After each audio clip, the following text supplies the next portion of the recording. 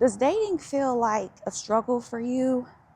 If so, here are some methods that you can use to try to make it just a little bit more effortless. First, you need to let go of those past relationships. Just because the last person you dated cheated on you or lied to you, that doesn't automatically mean the person that you date next is going to do the same thing. When you come in with this negative mindset about how relationships are, that greatly disadvantages the person that you're wanting to date. It kind of makes them feel as though they have to redeem themselves without even have done anything wrong. Next, don't ignore those red flags. If somebody does something that's a little off and you try to talk to one of your friends about it and they also say it's a little off, try to talk to them about it. If you try to talk to them about it and they just completely brush you off, that's a sign right there. On the other end, if you try to talk to them about it and they apologize for it and they haven't done anything weird or off since then give them a chance. I'm emphasizing that you want to talk to them about it first, simply because misunderstandings happen. But also, don't ignore those red flags. Because, once you break up, then you're just thinking back like, oh, that was a red flag. That was a red flag. Wishing that you would have paid attention at the time. That brings me to my next point. You're going to want to communicate your boundaries early. The reason for that is if someone does something that you don't like and you don't say anything, they're going to keep doing it. They don't see it as a problem because you haven't communicated that this is a boundary for you. Don't be afraid to speak up. Most relationships end purely off of communication, not willing to communicate with one another. Next, you can set standards, but don't make them completely impossible. Like if you're looking for a guy or girl and you have a list of what you want out of that person or what you expect that person to have, it's okay if they don't hit the mark on every single thing. Have you heard of the 80-20 rule? Most people that you date, you're going to get 80% of what you want, 20% of what you don't want. That's kind of just a rule of life, really, I would say. Next, you need to differentiate what you want versus what you need, because they can be two completely different things. You could say that you want a guy that has a lot of money, but what if he's never home? What if he is controlling? What if he doesn't truly love you in the way that you want to be loved? That's not really what you needed. You wanted to date a guy that had a lot of money. You need someone that actually loves and cares about you and who's essentially just financially stable. It's okay to have standards. It's not okay to use people. Next, you're really going to want to try and avoid situationships, unless that's what you want. But don't think that you can change anybody.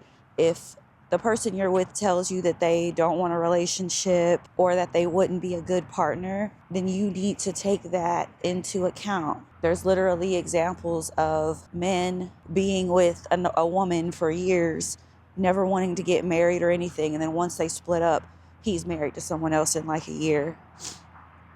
And that's possibly because the new person that he dated held that standard of, hey, I want to get married. I'm not going to be with you if you don't want to marry me. Or just thinking, okay, maybe if I just stay with him for this ever long and I have his baby, this, that, then he'll want to marry me. No, if he told you that up front, then that's not what he wants. Next, don't play games. Don't try to be manipulative. Just be yourself, because if you're putting on a front to try to get with this person, that's only going to backfire, because eventually the real you is going to seep out and they may not like it. And you've wasted both of your time. And that kind of ties back into knowing what you need versus knowing what you want. Next, you should look for someone that adds to your happiness versus someone that completes you. You don't want to date someone and say, oh, he's my everything, she's my everything. All love ends in heartache.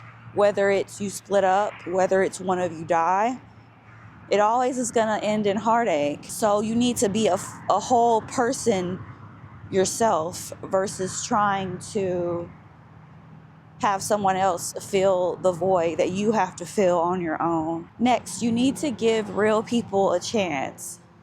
Kind of ties back to the 80-20 rule that I was talking about. Being a real person involves feelings, it involves nuance.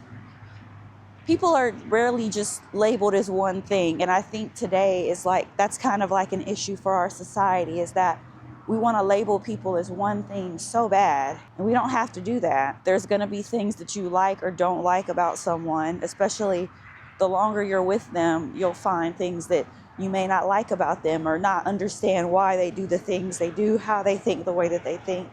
But that's okay. Love is supposed to be unconditional. You shouldn't look for love based on certain conditions anyway. Lastly, just trust the process. Just because you swiped right on someone and they did too, that doesn't mean that, oh, now we're gonna get married. No, like, people can be compatible, but not, people can have chemistry, but not be fully compatible. People can be compatible, but not have the best chemistry. Just because you're both single with no kids and you both work good jobs, or you both like this certain activity, that doesn't mean that that's the most perfect person for you. Love is a feeling, and feelings can sometimes not make sense. You're not gonna meet Mr. or Mrs. Right your first time linking with someone. Just date around, have fun. If you know someone's not for you, don't waste their time, because that's not fair to them. Be willing to be vulnerable in relationships, because that's what a relationship requires. That's how you build trust, is vulnerability. But also, don't be desperate. No one likes a desperate Debbie or a desperate Daryl. But that's all that I have for this video. Thank you guys so much for watching. If you could, please join my email list. It's down in the description. And I'll see y'all next time. Bye.